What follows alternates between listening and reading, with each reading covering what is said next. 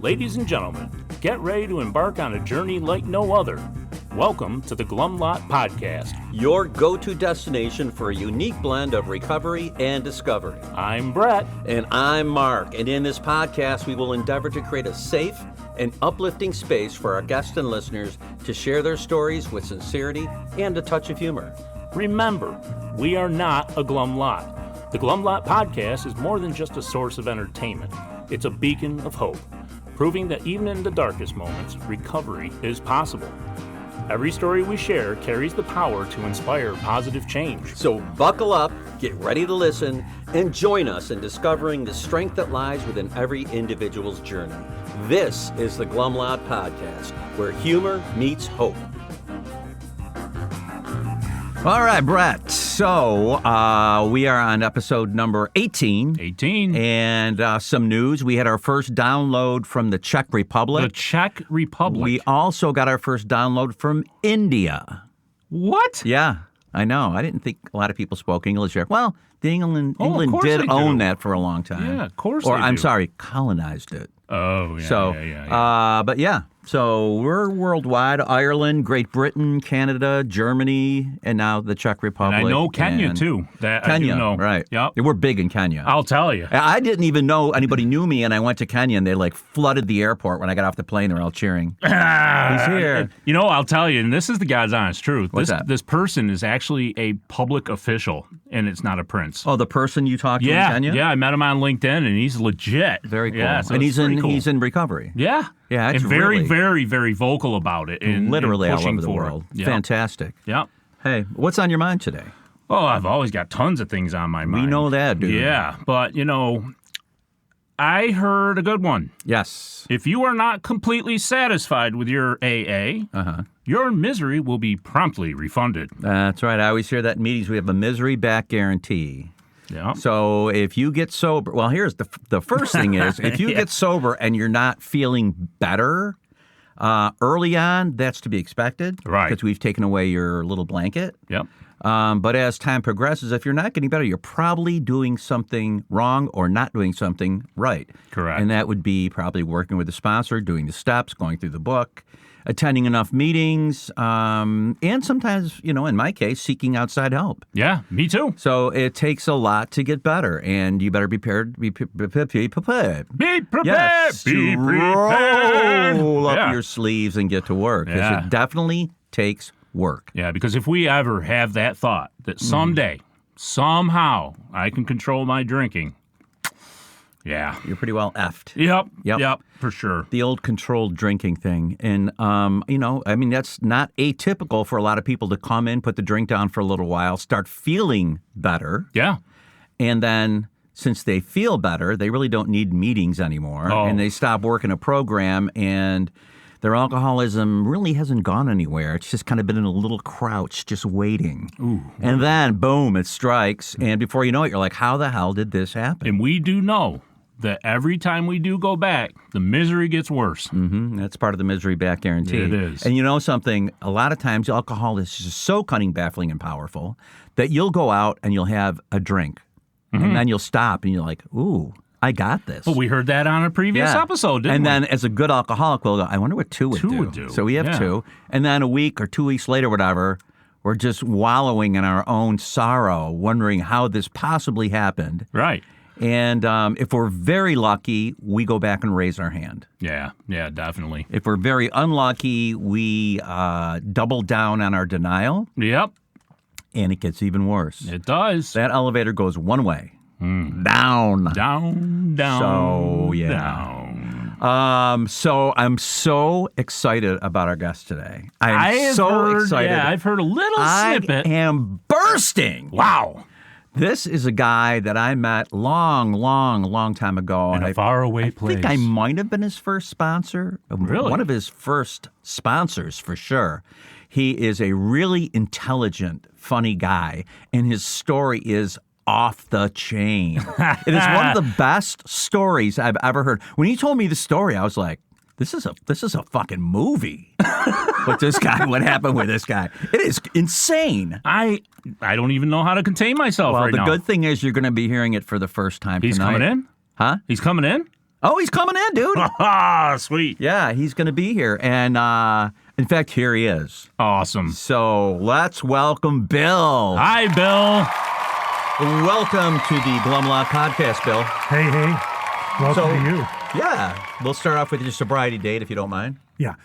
December 22nd, 1998. Okay, fantastic. And so let's start at the beginning when you first encountered the buzz. I'm so excited. You should be. So I grew up smoking weed in middle school, stuff like that. I know, crazy. The standard, right? Well, it was the 70s, I mean, Yeah. those were all like, hey, we're going to the Kiss concert, we're going to get a bag, it's going to be great, blah. And then the first time I did coke was actually in a junior in high school.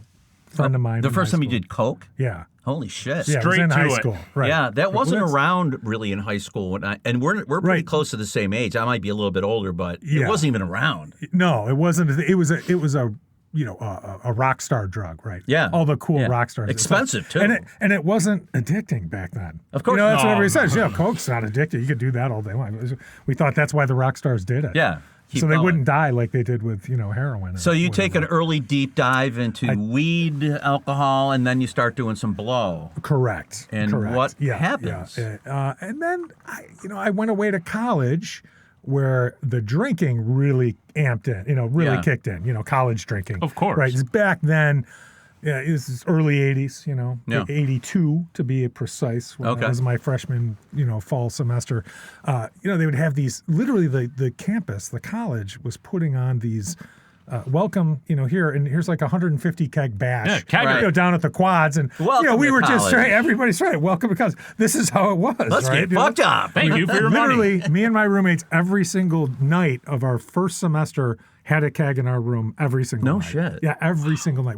We collected this stupid little, Something funny? It's not like that anymore. No, God, They no. forbid that No, stuff. back Yeah. then they encouraged it. Now, the when I drinking was age there. back then was 18. 18, though. correct. Yeah, It yeah. actually changed to 19 in our state. Yeah. It when December of that year, and I was actually in a bar, and they made us leave. All right, you drink At one midnight, day, and the next day you right? can't. They were like, "Hey, you got to get out." And then, You can't drink fortunately, I anymore. turned 19, a couple of weeks later. Yeah, so it yeah. was, Thank God. Right. So Right. we talk about the progressiveness of the disease. Yeah, so yeah. Where did it So- take you? So anyway, in college, additionally to that, like in my second semester, because I'd spent so much money drinking and partying and whatever in my first semester, I had the genius idea. Hey, you know what? All of my friends went to like the University of Miami, and you know what we can do down there? You know what we can get down there? They got a lot of snow down there. They got a lot of snow. And this is right during the whole Mario boat lift, So I mean, like Little Havana was just a hotbed of action. So you're You can- thinking, right? So I'm thinking, hey, we'll fly down there. We'll, get the girls, spend the weekend, Live the life. do Miami, come back. We'll have a whole bunch of cocaine. We'll sell it. We'll make $1 million, and then who needs college? Of course, that didn't work out at all like that. So how did you get the coke back here? Literally flew it. I just walked right on the plane with it. No shit. Oh yeah. I just walked right, were you right in my suit pocket. I mean, we dressed up like I put a suit on. Were you shitting your pants? A little bit, but Yeah. everybody's like, dude, they don't, back then No. they weren't bomb checked, they weren't anything. You're like, well, I'm the right, the right demographic. Like they're not going Right. to accuse me of terrorism. I'm a middle class white man. And That's he there you go. dresses suits. I didn't really want to say it How like that. dare but you. that's true. Boundless energy. How dare you Hey, stop me? Can what can we do for you, sir? Is there anything we can like? Yes, right. All right, so you start bringing So we back start bringing coke it and back, selling coke, right, and selling it, and then and of course you're just partying. Life was just one nonstop party until it wasn't. Yeah, well, that's usually the way it goes. That's yeah. usually the way, right? That's not uncommon. Right. And so as you can imagine, hard to believe, this is shocking, I'm sure, is that my first year at college really didn't end too well. No? I wasn't invited back by the college for a second year. They're like, sir, your They're like, grades yeah, are not. I think you need to spend a little time at community college, Oh. and then maybe you get it up. And I was like, yeah, fuck that. I was So like going back to high school. Drugs and alcohol have taken away your college opportunity. Yeah, I totally flushed that down the toilet. Yeah, and it's important to mention here that like I was like a very high up academic in high school, right? I had Yeah. no. There it is again. Yeah, I did right. Yeah. I had no I mean, I was in all the advanced classes. I had, honor student. Well, all that, AA is not full of stupid people. No, not at all. I think most of them are, quite bright. I mean, we do get the occasional rocket science, that's for sure. But Right, we're usually too smart for our own good, though. Right, that's the thing. Yeah, right. You're right. Is. You're very smart, but not quite smart enough. That's how I put it. So you're out of college. Where do you go from I'm there? out of college. I'm washing dishes at Howard Johnson's or some shit store, something like that, right? Yeah. And I get an opportunity to go to work for this local factory, a UAW plant, working for Chrysler.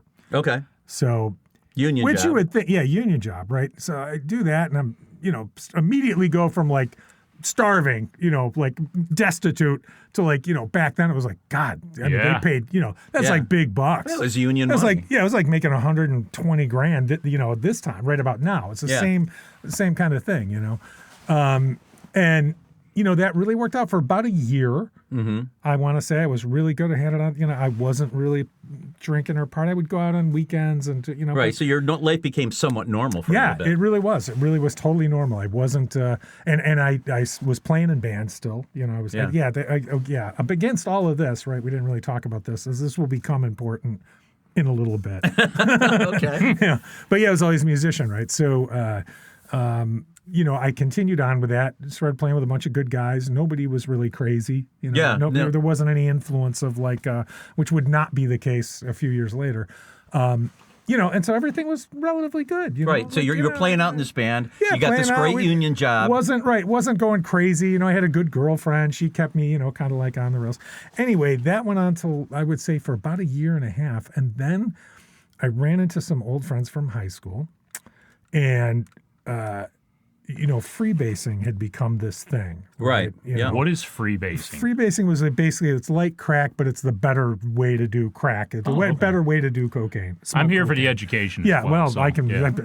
Stay tuned. Yes. Stay tuned. I can educate you quite a bit. So, and I had shifted, like the gig, that I was doing, kind of shifted into a couple other guys that were more hardcore. So, the partying thing kind of crept back in. Oh, with the band people? Yeah, but it was drinking, right? It was drinking at first. Yeah, this was all drinking, and nobody was, we weren't doing coke, and then that changed dramatically, like shortly, because then everybody, I want to say, like in the years from like 1986 to like 1990, I didn't know anybody that wasn't, at least snorting cocaine. Most people were smoking it. Right? I remember at that time, it was everywhere. Oh, it was and just I remember going out to clubs and doing lines right off the bar. Oh, yeah. Right out in the open. Oh, yeah. Like it was no big deal. Right. Like, no, fucking these people don't give a shit. Right. Yeah. Yeah. So, started smoking it, which is, way, way worse, Now, would you ever smoke it without drinking?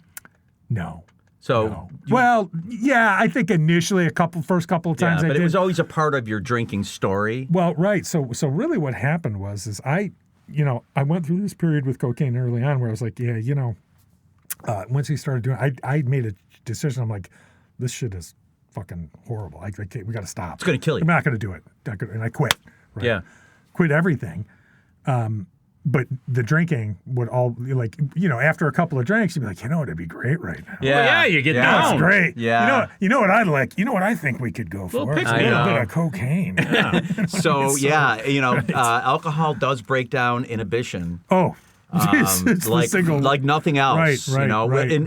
With everything. And then it became, I never did, really cocaine just became a vehicle, I think, to keep partying, right? Yeah, I've heard that from a lot of people. I did, I did heroin with it. We did drink, mostly drinking, but on occasion, we'd mix it up, So something else involved. So does it really become a way of life? Oh yeah. So what happens? It was like, I think, like they said, it's just kind of like a thing. I read I don't know if you ever read Keith Richards' story. No. Okay, great book, right? Like where he talks about cocaine as being like this thing that's like, it's just, it's what we do. It's like water, that everybody in the industry has. It's just part of the deal. Part of fueling the whole thing, right? And that's how everybody that I was with, we were all the same way, and we were all drinking and partying like crazy.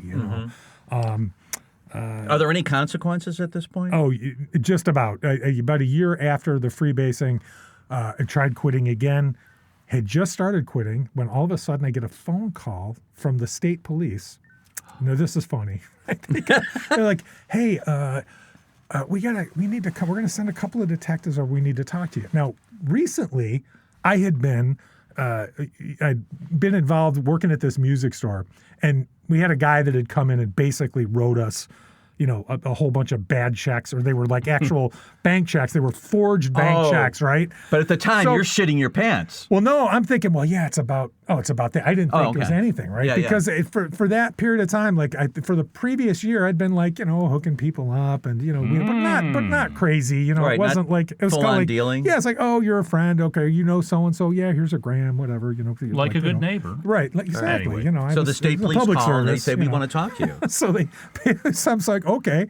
I give them my address. Like, oh yeah, here's where you can find me. I'm at this thing because my mother. They called my mother, told her what was going on. They literally told her, yeah, well, we got a warrant for his arrest, and apparently he sold some shit to an undercover about a year ago. It's not a huge deal, but we got to go hook him. It's a deal. He's coming with us, and he'll be fine. Don't worry. Did your mother warn you? No. Mommy. She gives them my phone number. She drops the dime on Billy. Right. Well, no, I mean, it's funny. She tells the story funny later on that she had gone to the psychic later on the day, asked him, they were like, oh, he'll be fine. We'll have her on. Yeah. That psychic was my lawyer. Right. So anyway, they get to the door, and I'm in my bathrobe because I just got done working, my job. I worked late nights, I worked third shift. And I answer the door, and I had my roommate was a complete asshole too, like me, partier, big, mouthy, I'm very respectful, like to law enforcement. Like I've never given a cop a hard time, Right. It's just, why would you do that, right? My roommate, on the other hand, total dickhead, right? So the two cops come in, they're like, well, I guess you sold some shit to one of our undercovers about a year ago. So, and I'm like, so what does that mean? What happens now? They were like, well, they were like, laugh, like, you're coming with us. And I'm like, okay, can I get dressed? They're like, well, we got to go with you, right? So I go up, I get dressed, and now I hear my roommate, we'll call him George. George is like, can I see that warrant? It's like, yeah. Rips it out of the guy's hand. Oh, yeah. Right? And they're like, hey, do you have a phone we could use? I go, sure, it's right here. Now, the phone I had at the time was it was like a guitar phone, and it didn't look like a phone. Novelty phone. So the cop's like, I don't see it. And George's like, what's the matter? You never seen a guitar phone? And I'm like, what the fuck are you doing? Like, I got to go away with these guys. Don't be an asshole, right? So then the classic thing, the cop goes, what's your name? He goes, George. Is his name on the list? He was like, hey, let me get you some coffee. You guys want it? Like immediately shut him right down. I was like, so, we got in the car. They're taking me back, and the guys are like, so your roommate seems, I go, yeah, I'm kicking him out. He's an asshole, like whatever. So they ended up being actually pretty decent guys. They're like, listen, you're in some trouble. You're in some shit. I go, look, we're going to bring you to this town hall where the judge, her daughter kind of went through some similar things. So hopefully she'll get you arraigned. You can get out of there. Nice. So that you don't have to spend overnight, in the lockup. Right. Yeah. And you go out there, they set the bail, whatever. And it's the first time I ever got booked into, the holding. I don't know if we want to talk about, we won't. So anyway, I go in there and I see this guy that I know from the street. Now I'm trying to figure out, like, I don't know how to open these bar things, all this shit. He's like, dude, you got to push on it. You got to and anyway, it's crazy. I get like, they called me out at 5:00. They go, hey, your bail's posted, because I made my one call. I called George, and I'm like, yeah, okay, bail's $2,500. See if you can come down and, I'll square you up when I get out, so I spent that anyway, I get 5 years probation for that ultimately. Mm-hmm. It was a sale. They pled it down. And then, I don't know. Was it a wake-up call for you? Oh, yeah. Oh, I went to rehab. Oh, you did? Oh, yeah, I went to rehab. Okay. That was rehab number 1. I thought the story was over. Like a 28-day? Oh, no, we're so far. Okay. No, we're so far from the tip of the iceberg. No, this is the tip. So we're just getting warmed up, right? You go to this rehab. So I go to this rehab, and I was really into it. Like I was, hardcore, all my sobriety and all that shit. I wasn't really into the meetings. I was just like, I don't fucking need that. In fact, I was bright. I was one of these geniuses geniuses that went out and got my own stamps made. You know what I mean? Oh, you could And then I'd have these. Just for the listener, back in the day, when you were on probation, they made you bring a sheet to the meetings, and the group would stamp them and sign them so that you could bring them back and show them to whoever you needed to show them to. But Bill made his own stamp. I made my own stamp, and then I had my friends. We would have these, parties where we would sign them. Like, okay, I went to this meeting. I'll sign yours if you sign. I went to the nightly Serenity at 6. Whatever. So you're basically bullshitting your way through. Oh yeah, but I was sincere about I liked not being fucked up, and I want I just thought I could always do it. Right? So did you stop drinking and using at this point? I stopped drinking and using for a brief period of time. Okay. And then thinking, well, really, I mean, it's my problem was always, cocaine, I guess. Really, I mean, that's why I'm in trouble. So alcohol's okay. There's nothing wrong with drinking. Drinking's legal. Drinking's fine, right? So yeah, like a couple months later, I'm out, feeling perfectly justified in doing so. Yes. Out at the clubs where I wasn't supposed to be, against conditions of my probation, having drinks, and so on. So it really wasn't long before everything else came back too. And around that time, I had this roommate, this woman, and she had lived in New York for several, years prior to that. And her boyfriend, right? She had split up with him, and she'd come back, and that's when I met her. And she's like, "Hey, I kicked George out, and I had this girl move in, right? And her other friend, and it was great. Had 2 girlfriends that were living. They were both hot, and they had lots of friends, and I was having a dream great time. come true, right? Yeah. They're like, "Oh, meet Bill." Yeah. So anyway, she's telling me, my guy, we'll call him whatever, and I don't make up a name, Jimmy. So Jimmy. Great guy, hardcore Brooklyn dude, lifelong thing, has this connect, right? And I still had a bunch of friends that were like wheeling and dealing. I really hadn't been that deep into, like everything I did prior to that, outside of college, after college was all just like personal, little bits, here you go, whatever, right? So we're partying hard, this is now in we are 86, 87 time frame around there, right? Anyway, I take a friend of mine down to New York, and we meet this guy, and this guy's friend is literally a cartel dude, in New York City, right? It was like cocaine like I had never, ever So this guy was a big time. Big time. I have a feeling this story's going to develop now. Yeah, right. Well, this is where it really kicks off. There's still several layers. There's still some milestones to go, right? And it was like, and then what happened is for the first time in my life, we're making this obscene amounts of money, right, for nothing. Didn't you know that's not good? Oh yeah, but I mean, I was like, shit, I'm buying guitars. I'm like, this is all right. And I'm still working my regular job, making all kinds of money. So you hook up with this guy, and you start bringing up from New York. You start bringing quarter keys, then half keys. Okay, so and then we get to kilos. You become a fucking dealer. Yeah. but you're not. Right. Well, the first thing is I told my friend, I'm going, well, just throw me I don't know, $500, because he was like, look, I want to buy 4 ounces. I go, that's a lot.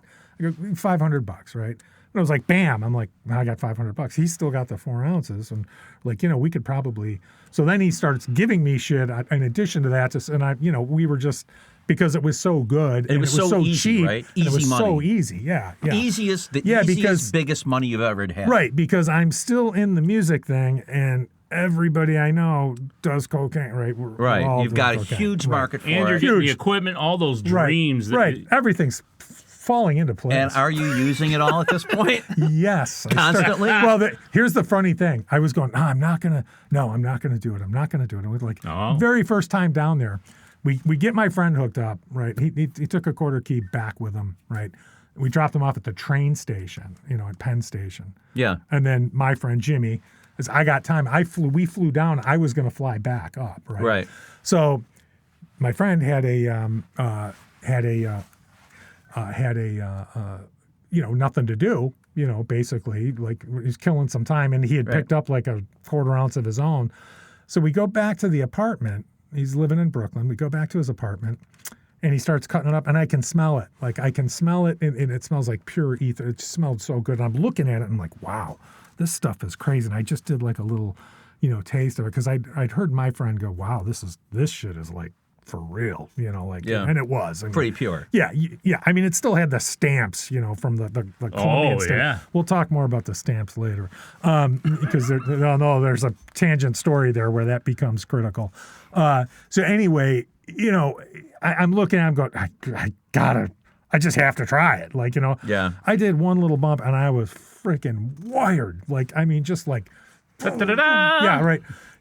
He's going, all right, you're good. He goes, listen, I'm going to call you a car. I'll take you to the airport. You get on your flight. Just get on the thing. I'm like, the entire time, I don't think I really started coming down till after we He's landed. like, no, thanks. I'll just run. Back in. Right, yeah, I don't need the car. I got this. So are you, So- you're obviously deep into the coke. Are you still drinking quite a bit, or? No, it starts going back to like heavily partying again. Okay. Right. So And everything returns. yeah, everything returns. And then one of the biggest things that happens that really encourages that return and furthers it is that I get laid off from my job, which to me was like, yes, sir. I was like, So we're on unemployment vacation. too? Yeah. Well, you remember UAW, right? So we got unemployment and we got, what they call sub pay. Union. So when So the you were union's out- going to float you for a while. Right. Well, it was like I got maybe like 85% of what I would normally Wow. get on unemployment and the sub pay, and I have no commitments. Right, I don't have to right. be anywhere Commitment anytime. free. Time to start investing Right. I'm that. just like, this is beautiful. Are you kidding me? Now I can go to New York whenever we want. Like nothing, everything's. And then I'm playing again. We're crazy. That's when I meet a lot of the other local scene people, some of whom we've talked about recently. Yeah. That's all when this comes into play. And then they were like, wow, you've got really good coke. I'm like, I know. Right. And then they start, it just ballooned. It At this blossomed. time, it blossomed into, massive enterprise. Right. I meet this woman who would become my son's mother. Right.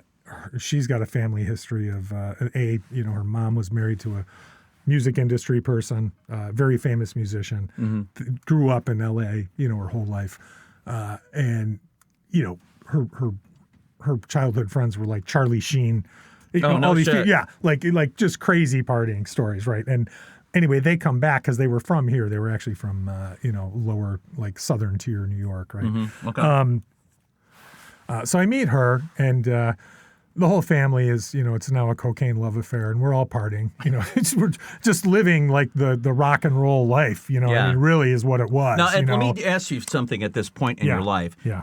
With your history through rehab Yeah. and your past experiences and the arrest, was it occurring to you at all that this could easily spin like totally out of control? It didn't occur to me at all like that. There wasn't a I'm voice in the like, ba- I knew what I did wrong the first time, Mark, and I was never going to make that mistake again. You had it figured out. I sold to a guy I didn't know he was cop. I'm like, well, all I have to do is never do that again, right? Like, Yeah. Anyway. Of course. Yeah. Okay. So All right. here we go. Fast forward. Right. That whole year, like, everything is going crazy, and it's just a crazy time, And then around early '89, at this point,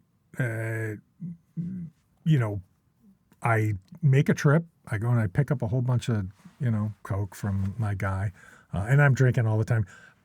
I had probation in the bag. They were totally snowed. Like my PO was a super nice guy, and we really hit it off. Like I think we had a connection. Of course, I completely manipulated that. Yes. Because this is how we are, right? Yeah. I was in therapy, so I was going to this psychiatrist who agreed to take on my sobriety, issues, right? Had him like completely lying to everybody. Bullshit, right? I'm lying to everybody, and they're all like, "Oh, you're doing so well," that's great, And this friend of mine's like, "Hey, I got this, thing, and I'd like, this guy wants to buy a couple ounces." I'm like, "Yeah, okay, whatever," and I hooked this guy up, and he was I knew him very well, and I knew his sister very well. But I didn't know where he was going. But I'm like, well, whatever. That's his fucking thing, That's right. his fucking, like whatever. And we were rehearsing at the bar that the owner of this bar used to manage us, and we were rehearsing at the bar that night. And there was a couple of weird people there. Not a big deal. A lot of times there would be strangers just kind of hanging out, Yeah. drinking At a or bar? whatever. Yeah, at a bar, right. He comes, gets the shit, and leaves. And like half hour later, he calls me up. He's like, "Hey, a whole bunch of that more. Like, tomorrow." I'm like, "Okay, yeah, we'll we'll talk about it, you know.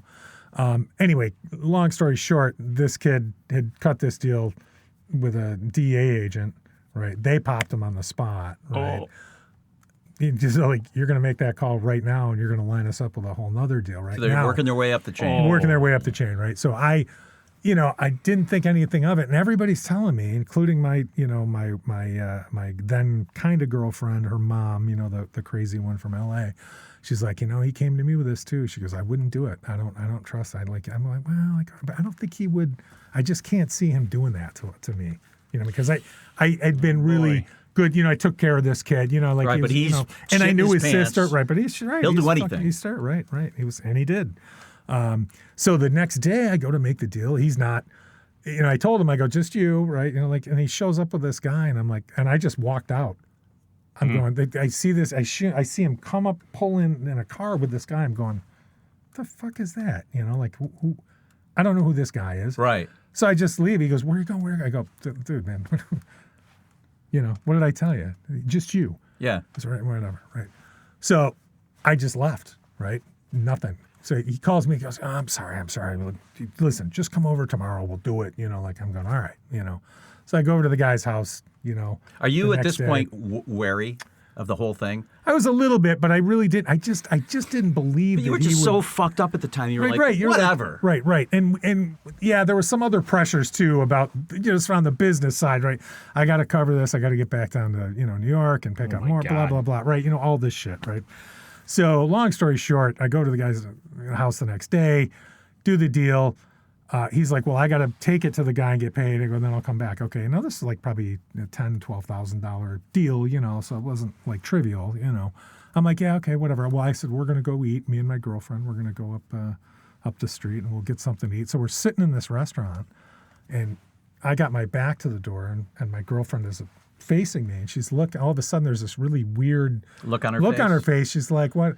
And all of a sudden, I feel these hands on my shoulder. I look, I'm like, what? And there's like nothing but gold badges and guns. Code Brown. Code Brown. They're like, put your hands on the table. Like right in the middle of this restaurant. Oh like the deal God. that they totally take us down, right? It was like an Al Capone moment, And we get in there, it's DA, right? And the guy on the ride over, from, down to the jail, he's like, well, listen, he goes, I'm just going to tell you, he goes, we got you fucking dead to nuts. This is A1 felony.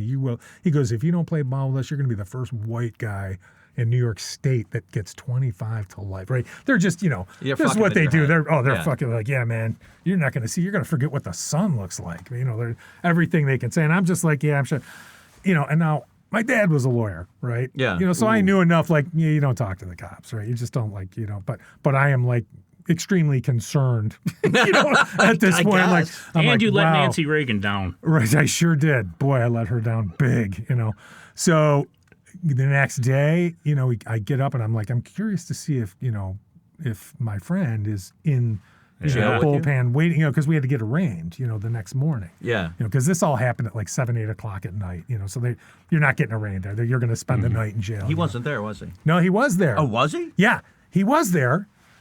And I'm like, dude, man, listen, you're going to have to, he was wearing a wire. The whole everything we did, he didn't spend the night in jail. They put him in at the last minute. Oh, shit. You know what I mean? To get me on tape, not thinking, so I was an asshole.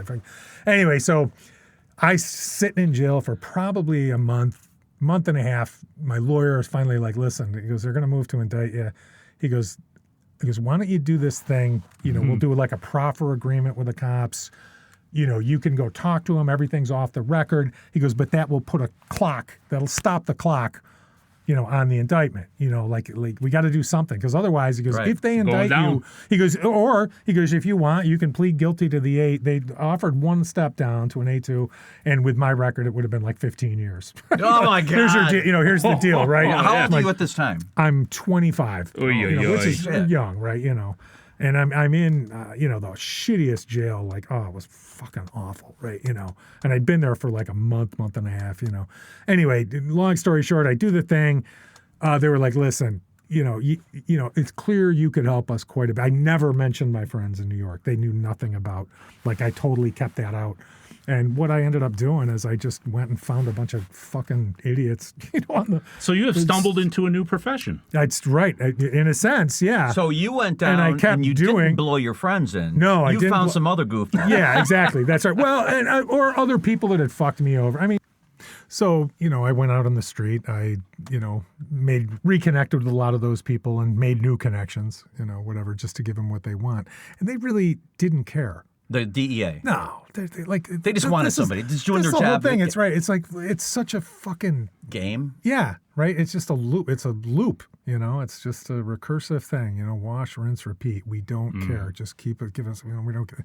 There was never really any goal. Like, hey, let's look at this from a comprehensive view and tie. Like, no. As long as we get bodies, They're we just get showing people, they're doing action. Right. Yeah, They're just, and a couple of those guys were actually naive enough to think they were doing something productive. Like the true believers. Like, oh yeah, you're making a real difference.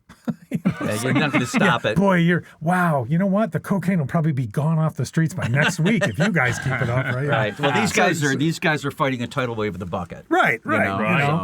So, I thought it originally was like, well, I'll probably get a better deal this way. So what happened is my lawyer calls up. He's going, listen, he goes, I talked to the DA, and he said, listen, if you keep it up, he goes, it's conceivable that this entire thing could go away. Wow. Right. Like they, dropped no charge, no nothing. Now, let me ask you this. And The I'm whole like, time really? you're doing Like, this, fucking- the whole time, are you still drinking? Yes. Oh yeah. Yeah. Are you still doing coke or no? Well, yes. Jesus. Right. Well, because here's the thing. You got to be out there, right? Like nobody's going gotta to live deal the with life. you, right? Right. You know what I mean? Yeah. Now the cops knew that. They got it. It was kind of an unwritten code. It's like, listen, you do what you have to do. Kind of a good gig. Don't fucking get caught by some other cop thing, because then we can't help you.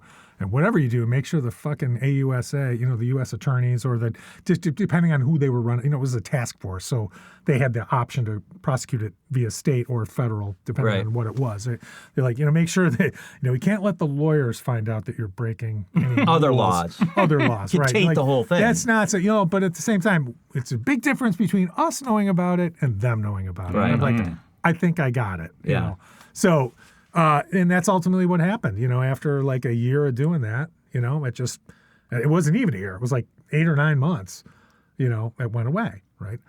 So then I moved to New York because my guy, I could never give it up, and they knew too. Right, here's the other end of this bullshit, right, is that, everybody talks about the organized crime. These guys were totally organized crime. The New York guys were absolutely. The coke guys. Yeah, well, it was essentially, the mob, the New York mob, and then in concert with, the Colombian cartels. And, So you talk about lots of like the Five Families mob? Yeah. Okay, Yeah. all right.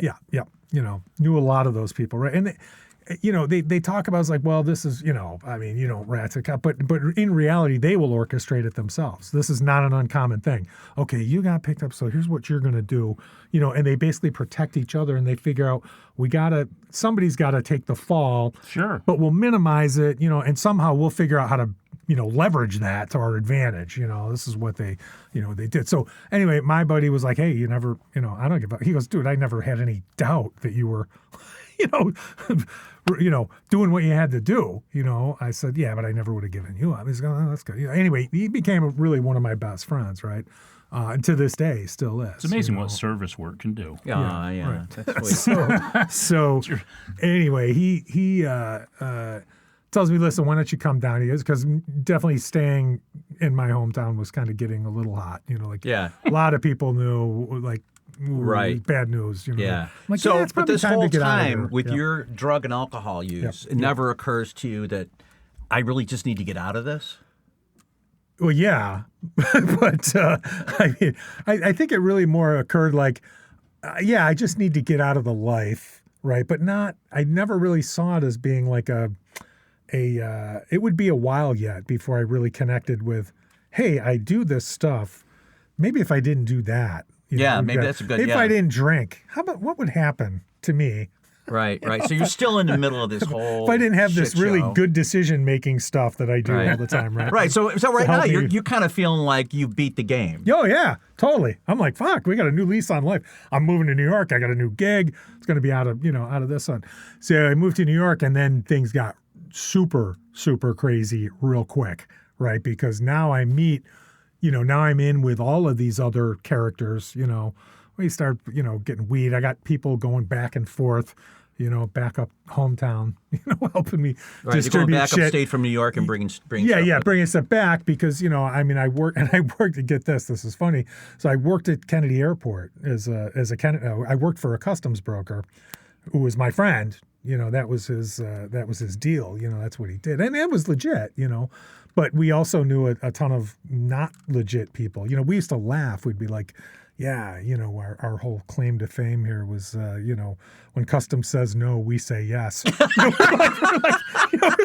We're going to get T-shirts printed, fly-by-night customs brokers, shit like that. I mean, he was funny as fuck guy. He was. Yeah. He really Can was. you explain this customs broker thing? Are you acting as an agent of the U.S. Customs Service? You're acting as an agent for the client, who would be the importer. Okay. Right?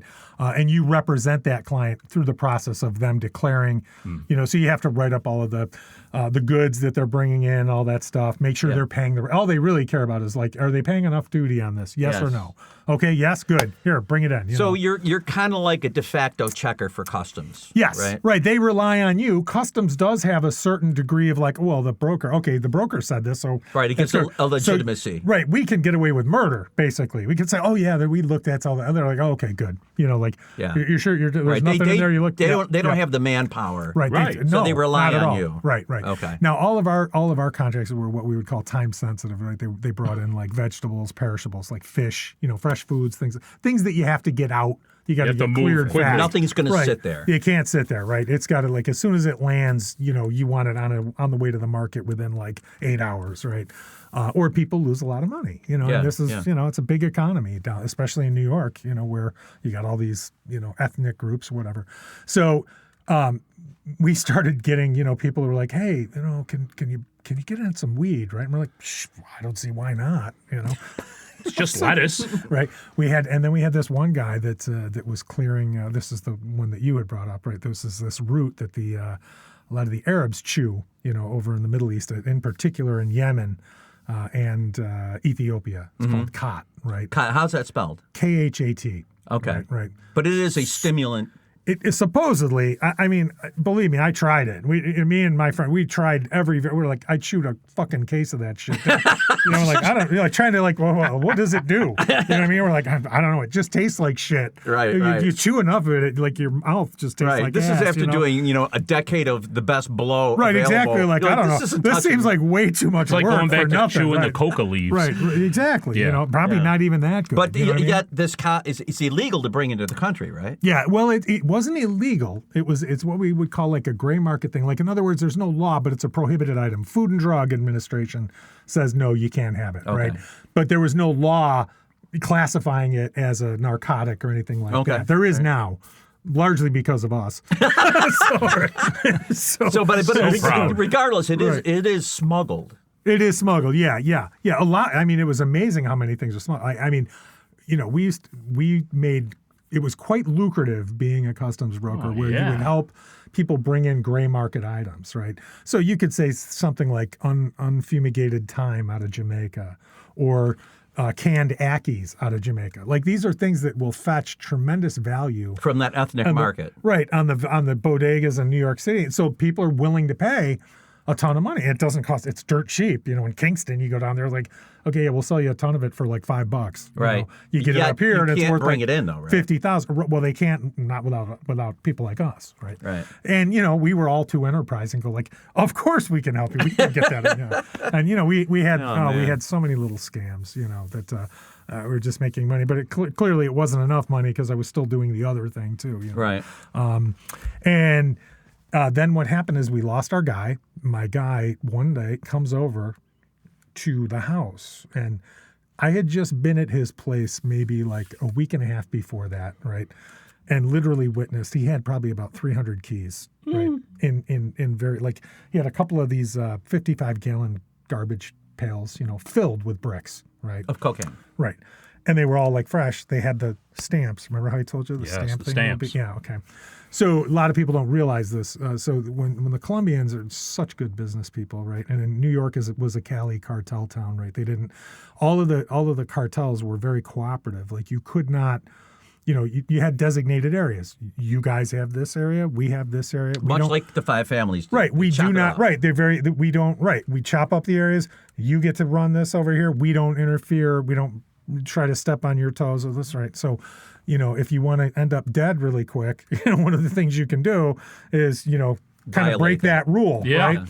So we saw all this blow, and at this point, I'd known this guy for a long time, right? Like we'd had a really good relationship, and he, long story short, somebody ripped him off, and he's telling me and my friend about this, and we're like, he leaves, and I'm like, dude, they're gonna come talk to us, right? Because he's absolutely going to tell them that we were just there, has to. There's no fucking. And So wait a minute. Let me get this straight. Now he ripped somebody off. No, he got ripped off. He had 300 kilos, then he didn't. Somebody came in and stole it. Right. Shit. Right. That's huge. So now that's he's a lot got to of go to money. his bosses. He's got to go to his guy, And they're going to pay a visit. and they're going to be like, right. So they'd already talked to him. They was like, yeah, they sent people up from Colombia, literally. And he would talk to this really heavy broken. He's like, put the bag over my head and the clicka with the gun. They're they're Scaring the shit out of just to this see like, is he filling us full of shit, right? You know what I mean? Like they're not fucking around. So anyway, so now we're panicking, going, dude, we're prime. We have to be prime suspects. They're absolutely going to come talk to us. What the fuck are we going to do, right? That didn't happen. Fortunately, what did happen is they figured out. It was one of his cousins that took all that shit, went out to like Chicago and did the stupid thing, which he starts putting it out on the street in Chicago. The local cartel guy goes, That stamp. You're right. What the fuck is this? This is New York shit. The fuck's it doing here, right? Call down to Colombia. Now, Colombia knows, everybody knows something happened, right? Like, so now, and they talk, right? They're extremely well. I don't think people really gave the They're good Colombians enough. communicators. That's for sure. So anyway, they set him up to buy, and then I don't know what happened. We can assume, He's just gone. he's gone. Yeah, Night, nobody night. ever saw him again. But they took our guy out, right? Like our guy was gone. He's out of the loop. Lost face. Yeah, because they're like, look, if you let this happen, we're not going to kill you, but you're done. We're done with you. You can't. You shouldn't have let that happen. So around that time. Some other idiot girlfriend's brother, who was a kid I was always trying to help, he got jammed up. And one of his friends, and he had always run his mouth, right? He was talking to his friends. His friends go to the DA, whatever, because they're the ones that are best. And guess whose name comes up? You. Right, right. So Did the DEA say, we know this guy? no, well, this is what happened. So I hear from a friend of mine, and he goes, dude, there was this guy that I got hauled in, by the cops, and they kept asking me about you. This guy, he's got an Irish name, and he told me the name, right? He goes, but he's a fucking DEA agent. They know about you. And I'm like, huh. And he goes, well, how the fuck do you know? He goes, I don't know. Well, somebody's talking, right? So I reach out to my old attorney, and I'm like, okay, we're going to be preemptive. Here's my thing. We're going to preemptively strike on this, right? So I get in touch with them. I said, yeah, I got these guys. And this was true. There was a group of Jamaicans that they were just kind of fucking numbnuts. They were good guys, but they were like the gang that couldn't shoot straight. They were like, they would do shit. They would bring it in. They'd fuck it up. You know what I mean? Are these guys we're always bailing them out. Are these guys in New York? Yeah, these guys are right. These are guys from like up in what we call like Mount Vernon area, which is way north city, Bronx, Upper Bronx, Anyway, they get jammed up, and then he comes to me. He's like, hey, can we need to pull in like 400, 500 pounds of weed, and I'm like, So I'm like, okay, this is perfect. I'm gonna play these guys because I was convinced they were trying to set me up, right? So I go back to the guys here in the team, right? With managing all this shit. Managing, oh my right, God. right. And meanwhile, I'm still doing all the other shit, right? I got a new connect, Anyway, it all goes bad, I spend the next year like flying back and forth to Kingston, working for the Jamaica. DA. Yeah. Right. I meet some really nasty motherfuckers, down there. Like guys there was a guy that got caught with like 2,000 pounds. The DA of coke, right? The DA fucking kidnapped him, right? And this was a huge case. His name was Norris Barnes, right? It's the only name I'm going to mention, but you could look it up. Public knowledge. Yeah, it's public knowledge, right? This guy got kidnapped by the DA, lured onto a boat. They got him like, out in international waters, and then bam, DA helicopters came in because, it was a bunch of hot American chicks, got him on the boat, and then a bunch of not so hot chicks took him off, right? Like, bummer, dude, So, I met with that, and it ended up that, I got jammed up in another side deal on that.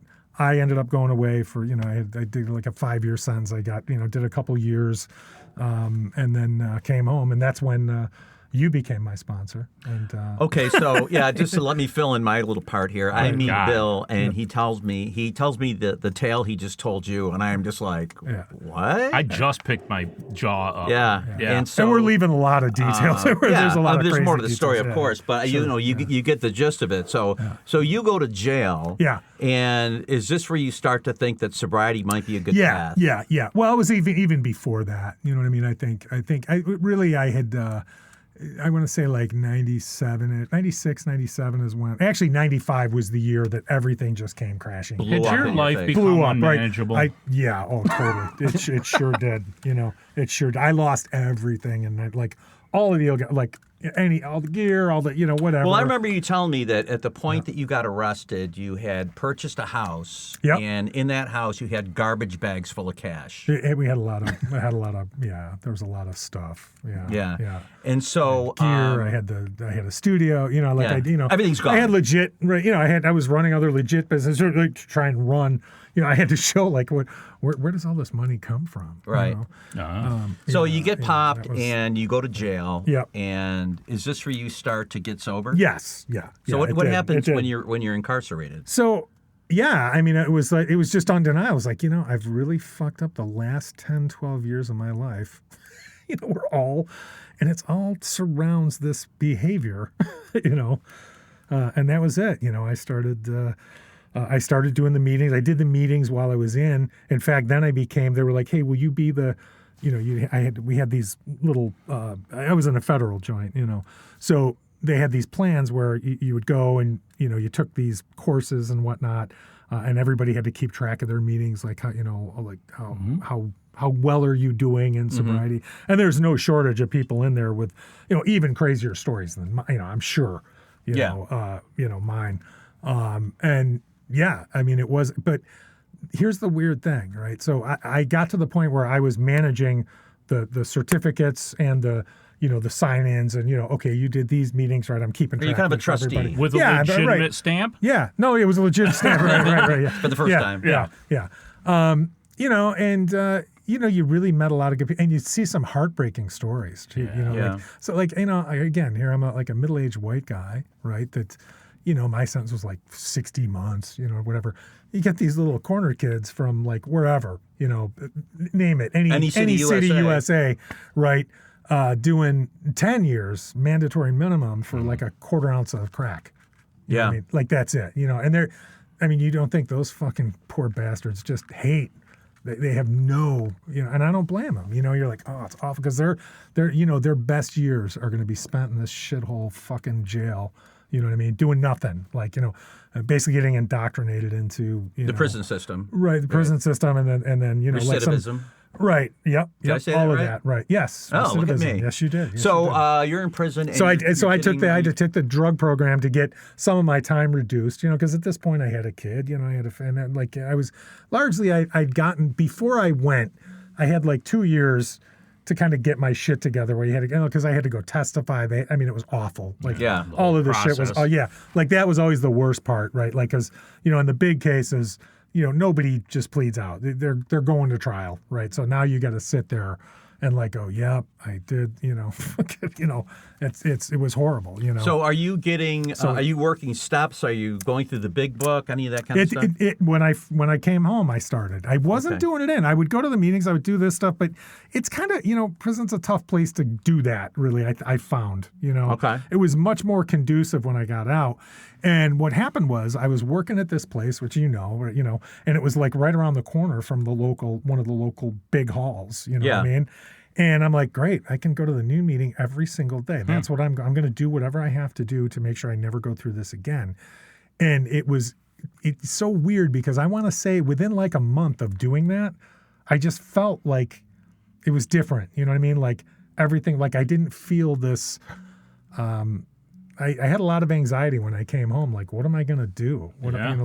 Even though I had a really solid career, but, I'd gone back to school. I had a decent job. It wasn't, setting the world on fire, but I was fine. There was no reason for me to have anxiety about what I was going to do. Were you afraid that you were going to use again? Oh, absolutely. So what did you do about that? That's when I said I'm going to go to those meetings every damn day. And I did. And I didn't really have it.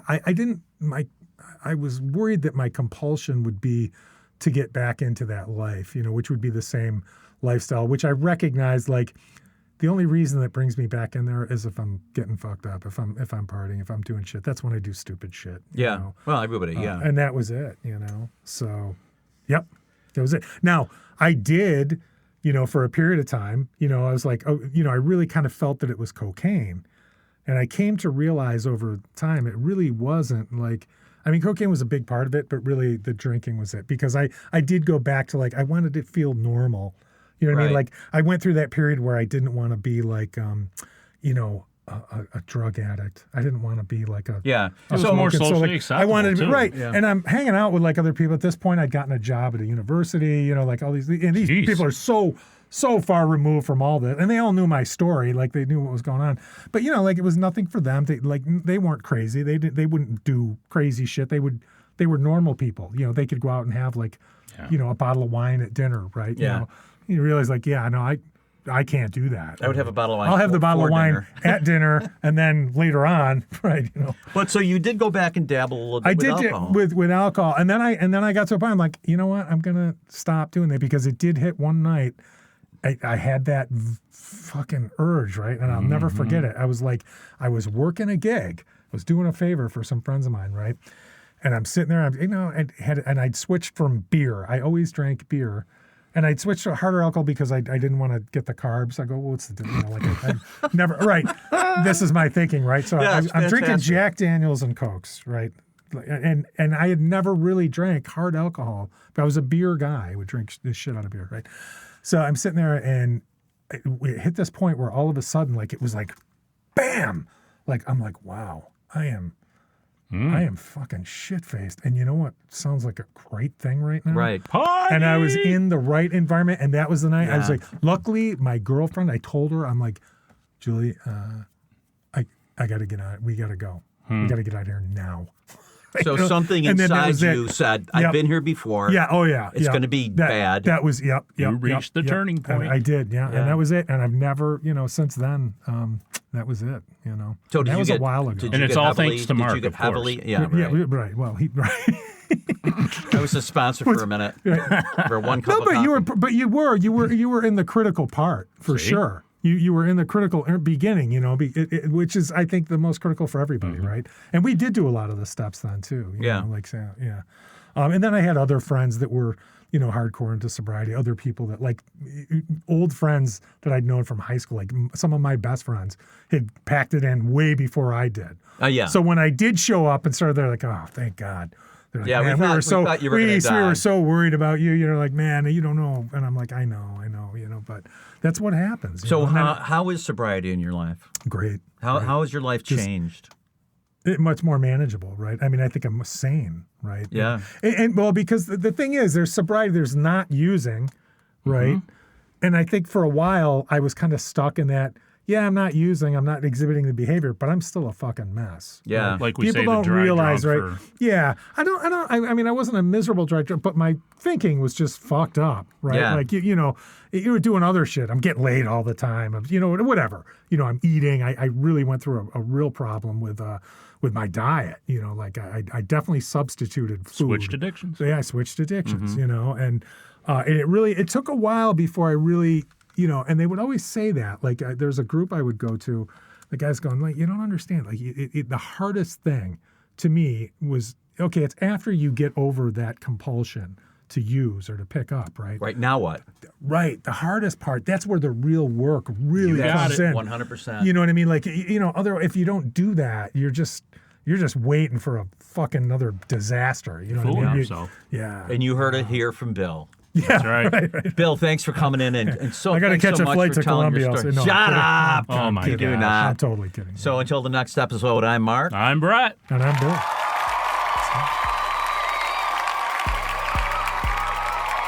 As we wrap up another episode of the Glum Lot Podcast, we want to extend our heartfelt gratitude to each and every one of you who tuned in today.